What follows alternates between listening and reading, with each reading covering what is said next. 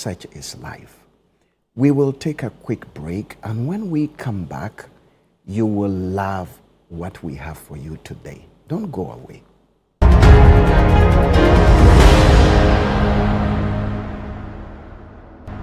Welcome back. 85% of people experience it. It has become a psychological phenomenon. A lot of people even go through it without knowing that this is what we are going through. It is called burnout. There is no better time to talk about this than now.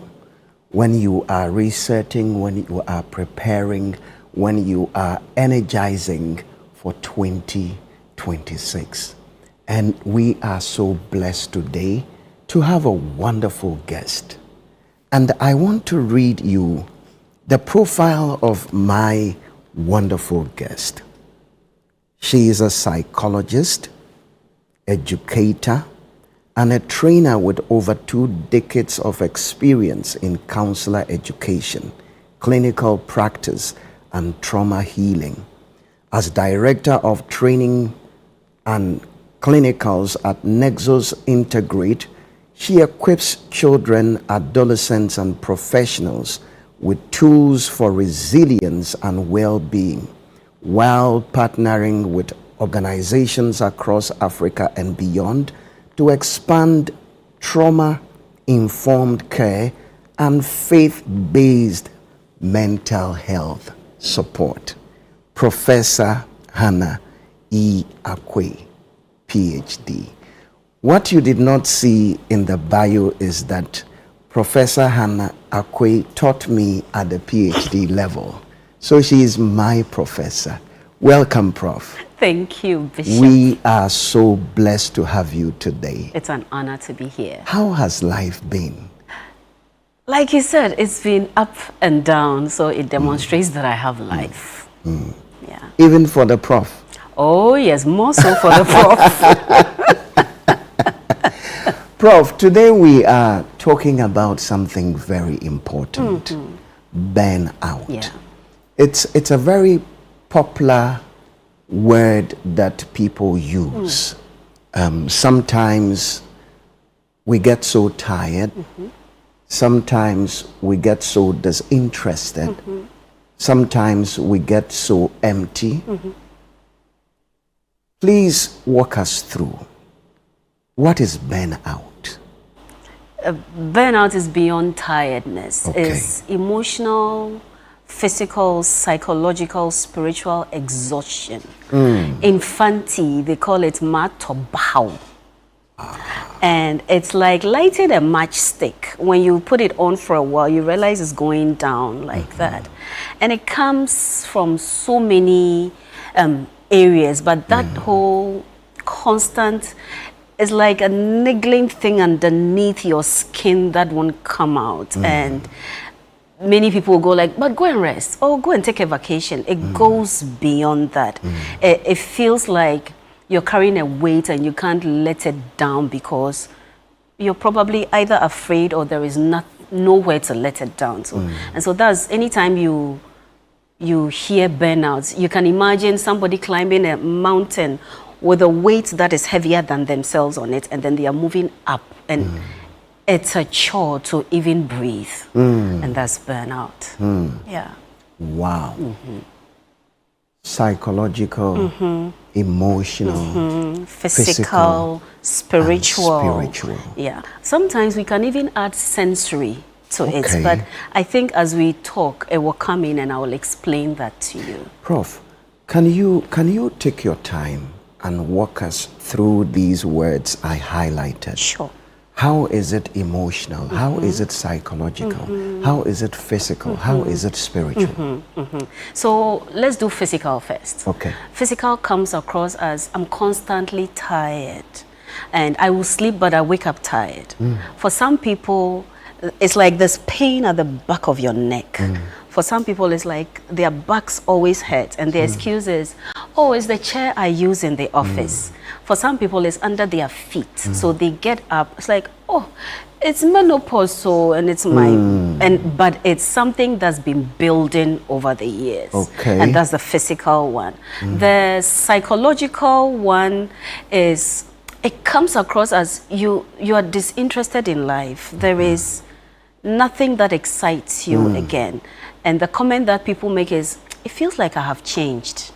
Okay. You realize that I will combine that with the emotional, because the symptoms are emotional. All right. So you get easily irritated. You get easily angry. Things that probably 5-10 years before didn't used to annoy you, now annoy you. So the least thing, you just throw people off, and people don't understand.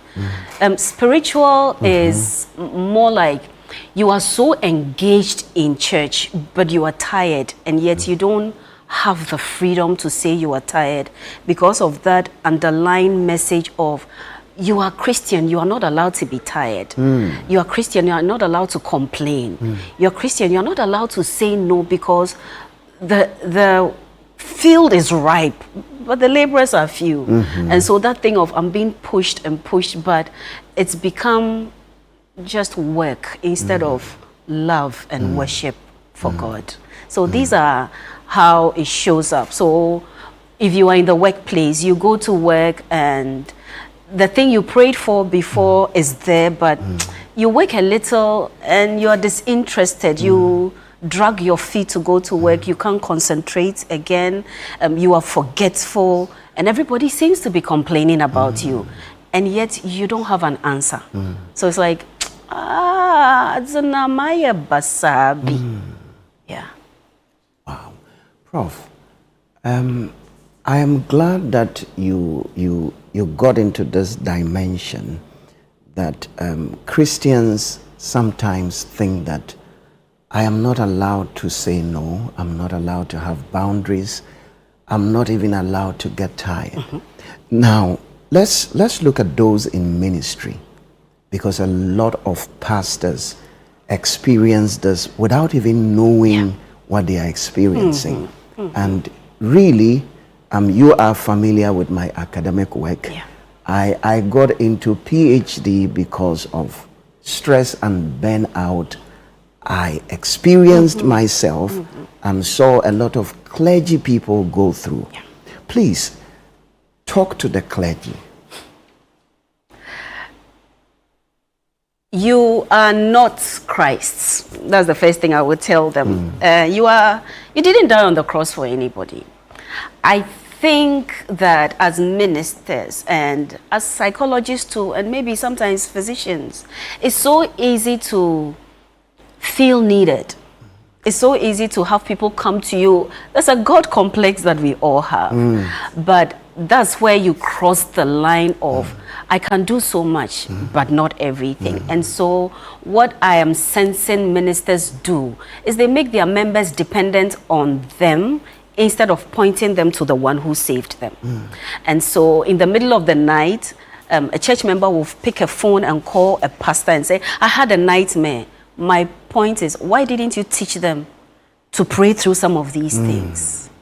Why are you putting yourself in the place of that person's savior? And I know it comes, I feel like there's a thin line between burnout and boundaries, because we are needy people. We like our pastors to be on call. So when we need them, we want them to be immediately pick it up. But they are human beings. Some of them are married. They have children. And so they are, permit me to use this word, almost useless at home, just because they are trying to please others. And so when I was growing up, there was this terminology of, Osofo Banye. It's because Osofo wasn't always available to be a dad. Osofo is, his first ministry is home. But because of the nature of what they do and the fact that church members don't want to be independent and get to know God for themselves, or pastors make church members dependent on them and invariably make them their Christ. So that thing is harder for them to delineate. And so you guys burn out and you are under stress. Unfortunately, you don't have anybody to share it with. Exactly. And so you are coming, it comes up as physical health challenges. And so a lot of our ministers are either dying or on the road to death. because they haven't clearly delineated those boundaries. Because, wait, they need me. No, I'm not allowed to. So I have a client who serves in the church, and because she's so responsible, everybody wants to put her on one committee or the other, and she's breaking down. So she has multiple medical problems, but she's afraid of saying no, I'm tired, because of the Christo narrative of you are not allowed to say no. But last I checked, Christ even would go away somewhere and to rest. So I really don't know where we are going with that. Reflecting on what you have said so far, my understanding is that burnout may be as a result of chronic stress or pressures from work. We have talked about the clergy. I think that every profession has some amount of pressure. True. Let's look at how your work, your family, and then societal expectations can contribute to these pressures that produce burnout. I'm going to add one more. The one that brings the sensory is a lot of noise in our communities. And so when I am afraid to tell a church or a bar owner to reduce their sound because I don't want to be called a witch, my body doesn't rest. It's like when a machine is going and it's supposed to go, but it goes, there's no reset for you. And so if you're a physician, you wake up and you are irritable. Imagine a physician going to do an operation. He can't concentrate because the brain never rested. A nurse is going, a pharmacist is going. They're going to make mistakes with the medication they have to give you. And so I wish as a community we will learn to speak up, because if we don't do these things, it causes harm. When I sit in any place, so this is a self-disclosure that people who are close to me know. I can't sit in a main church sanctuary because it's so noisy. The noise comes from under my feet. So when I'm sitting in church, I have to do this. So to save myself and not to have people say, oh, then I don't go to church. I will do online. I recently realized that because of the noise, my eyes get blurred. So I have to move away from the noise. I can speak about it. People are having these symptoms and they don't know that that's what's happening to them. And so they are going to the hospital, oh, I can't really hear well. And it's because of that. Imagine if you were in a job where you had to use your ears a lot and something is broken in there so you don't hear as well as you should. What would you do? So that's contributing to burnout, because you're straining to do something that naturally you should have had. And so that's work in our societies, that whole expectation of, oh, there's a funeral you have to attend. Oh, when you have to, there's a new cloth we have to. And we don't have it. So financially, we are straining. It's coming up in the way we parent. We want our children to achieve a certain level of, I don't know, bouginess. It is okay for parents to want more for their kids. But when you end up straining yourself, when you end up waking a child up at 4 just so they can sit in the car, so that they can go to a particular school, it strains children. So it takes away their ability to be creative and to have fun. And if you take fun away, you're on the way to burnout. So it has multiple tentacles in different areas that if we don't start taking some really hard decisions about it, we'll end up with a country full of sick people. So then, I believe that sometimes there are signs in our body. You self-disclosed. I also want to make a little self-disclosure, or maybe a confession sort of. Get it off your chest. 2019, I crisscrossed continents, did a lot of traveling. Within 2 weeks, I was in 3 continents. I was doing academic work at Legon, putting a lot of pressure on myself. You'll break down. My body was talking, but I was not listening. So Mother Nature shouted so loud, go to the hospital, go on admission. Prof, what are the signs to look out for, listen to, and respond to that you are getting close to the ditch and you have to wake up and save yourself? So the first thing is that you're always tired. You will sleep tired, you wake up tired. That's the first sign. For those who pay attention to their bodies, they realize that some parts of themselves are not functioning. So it even affects the erection of men. So you are not interested in your wife, or you end up taking medication just to feel like yourself. And so addiction comes in. For some people, their language changes. So I'm talking to you, it's like, wait, Fred, are you with me? Why are you not paying attention? So these symptoms, people can pay attention to concerning themselves as well as their colleagues and family members. And so when a person keeps saying, in psychology, we call it somatic symptoms. It's like you're always sick, but when they do any test, they don't see anything wrong with you. And so it brings a lot of absenteeism in the workplace. And so when you realize somebody keeps saying, and this is wrong with me, and this is wrong, it's not that they are faking it. They know there's something wrong. And the body will, we call it the body keeps the score. The body will let you know. You sleep and you feel like, God, I don't want to wake up. Morning comes and you are disappointed. For some people, it even leads to suicidality. Okay. Yeah, because life doesn't seem to make sense again. They lose their joy. And so the brain tells them, you're better off dead. And so they take steps towards that. So when you are around people, pay attention to yourself first. Do you always have a headache? One side of the head is paining you. Your eyes are twitching. Your hands sometimes twitch when you are, wait, there's nothing wrong with me. So just seek for help. Wow. It is getting so interesting. We will take a quick break. Don't go away, because we are going to come back to give you tools to help you. Stay on.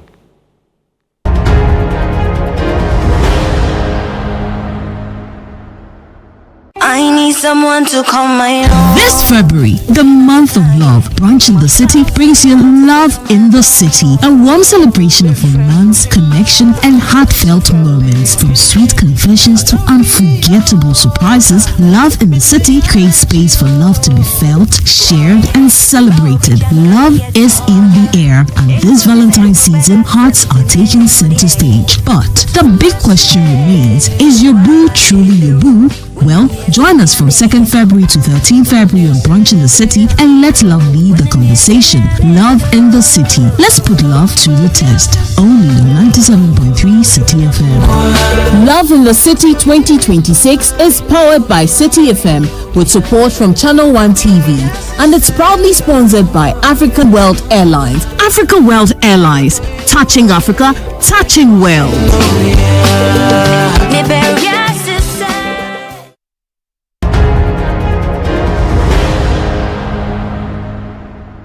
Welcome back, dear friend. I am so blessed. I believe you are blessed too, because all we are here to do is to empower you to live a full life. Jesus said, I have come that you might have life and have it more abundantly. How many of us are living that abundant life, that quality life, that life that you see that you are not just going through a time, but you are enjoying life and making impact in other people's lives? We have been discussing burnout. My guest has talked extensively about the anatomy of burnout, the signs to look out for, the causes, so to speak. I want Prof to emphasize on the strong one syndrome.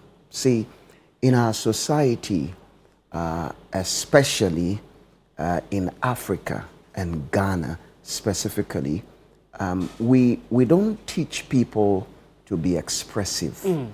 We think that when you are suffering and you keep it to yourself, then you are being strong.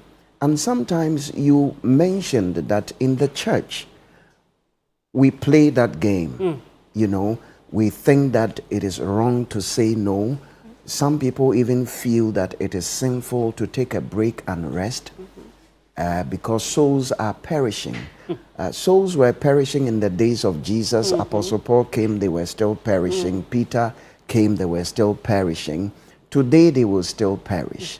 So, Prof, talk to us. At what point should we walk away from this Messiah syndrome? So, we just need an honest evaluation of ourselves. I think the first thing I like to ask my clients who are in the clergy is, if you were to drop dead right now, what will happen? Will your family be taken care of? Do you think somebody else can take care of your parishioners? And if it's yes, then we start instituting the ability to say no. So we pull out their calendars and then figure out, do you need one day of the week? Do you need a weekend off a month or whatever? Because part of taking care of yourself means spending quality time with the family. And the phone should be off. I think the phone is a mess for many of us. So I would tell clergy, if it's possible, one weekend every month, switch your phone off. Nobody will die. Last I checked, you are not emergency care doctors. So start teaching your members to depend on Christ, know the word for themselves, and appropriate it into their own lives so that you can also sleep. Because I don't believe in waking a minister up in the middle of the night.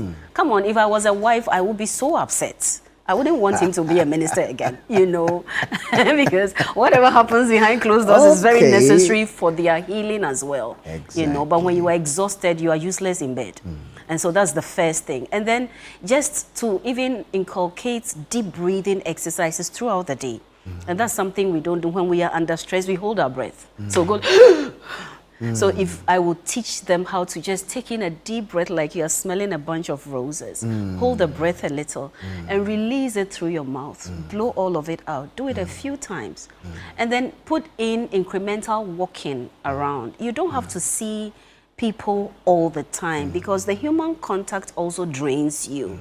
And so if you have the ability, because beyond everything, ministers really have no one to talk to. And so if they don't put these things in place, they will break down and it takes a very long time to come back to their place of origin.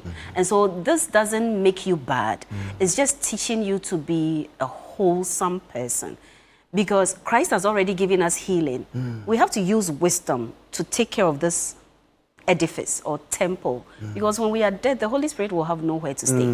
And so if we realize that it's a stewardship responsibility, sleep well, exercise well, eat well, have fun, because everybody will come with their problems, and the problems are like burdens. They make you go like this. And so if you decide, hey, one day off, phone off, I just spend it with, if you don't want to do anything, just sleep. Watch cartoons. Do something not religious related and let members take care of themselves. Nothing will happen. And so just taking time of saying no, breathing well, making sure that you're eating well, sleeping well, having just you time. Because for me, if a minister can't do it, then I'm going to ask them, what are you afraid of? Because there's something in you that makes you so scared that you always have to seek for need from people. So I will really shrink a minister who can take time off. So these are some of the things that we do. Spend quality time. It doesn't always have to be going out. So, Prof, is there any other thing we can do? I know you're a Christian psychologist. Something spiritual. Can you show us the way? I believe that burnout is not just for ministers of the gospel. True. Anybody, especially those of us in the helping professions, we go through that a lot. So talk to us. There are people of faith also watching us. Is there anything spiritual we can engage in? So one of the things I appreciate about the Catholics is they understand meditation. Okay. So meditation helps you to center yourself. Just either a walking prayer or we have a lot of water bodies around. If you are not triggered by water, just sit by a riverside for 30 minutes. I believe in a lot of alone time. Some personalities don't gel well with alone time. You need that. But you also need to connect with people who feed into you. Because if you are in the helping profession, everybody is talking with you. Everybody. So latter part of last year, I say my heart took a beating. Because I had a student die on me, a client die on me, a loved one die. It was like back to back to back. So I just decided, you know what, I'm going to turn my phone off for 4 days and just pray and just be. So I will just be around, read books that I would normally not read. Once a while, walk around, come back, just ask myself, what am I feeling, so that I can, if I can name it, I can tame it. Right. But many times we just want to keep piling things on it, and it doesn't help anybody. Prof, all too soon, when it is getting more interesting than time signals us, we have been talking about burnout. What I have gathered is very interesting. Let me say this to wrap it up. Prof has recommended turning off your phone. Sometimes we feel that, especially those of us in the helping professions, we feel that we have failed our clients, we have failed our patients, we have failed our congregation if they call us and they don't reach us. The fact is that if you don't turn off that phone sometimes, you may have consequences that will not even allow you to hold the phone ever again. I remember one time I had saved a gentleman's number on my phone, and the guy's name is Darling. Darling gets a nightmare and he calls my phone at 2 a.m. I have a wife. Darling is calling me at 2 a.m. What happened? I want to leave that for you to just imagine and think about it. We need to take care of ourselves. Burnout is not a crime. Burnout is not anything negative. It is just an indication from your body that you need to take action to take care of yourself. It is my prayer that you will apply this knowledge. Growing up, I used to think knowledge is power, until I realized that knowledge is only potential power. It is the application of knowledge that is power. Apply these keys and your life will be better. God bless you. See you next week. Bye for now.